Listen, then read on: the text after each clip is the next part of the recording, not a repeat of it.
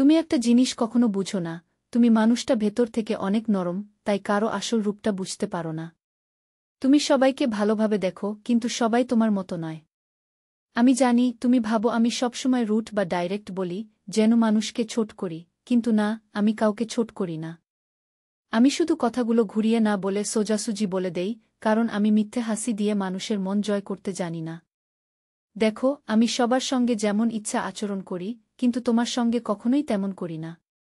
তুমি একবার ভেবে দেখো, আমি তোমার সঙ্গে কেমন ভিন্নভাবে বিহেভ করি। আমি চাই তুমি বুঝো, এই ভিন্নতাটাই আমার অনুভূতি। সবাই নিজের স্বার্থের ভেতরেই সীমাবদ্ধ, যতক্ষণ দরকার ততক্ষণই প্রিয়জন থাকে। তাই আমি সবসময় বলি, জীবনে সবার আগে প্রায়োরিটি দিতে হবে আমাদের দুজনের স্বার্থকে। আমরা দুজন একসাথে থাকলে আমাদের শান্তি, আমাদের ভালোটা, সেটাকেই আগে দেখতে হবে। আমি প্রতিদিন সেটা করি, প্রাণটা দিয়ে করি। এখন সময় এসেছে তুমিও একইভাবে ভাবো, বাইরে কারো কথায় ভেসে না গিয়ে ভাবো কিভাবে আমরা একসাথে থেকে আমাদের ভালোটা তৈরি করতে পারি।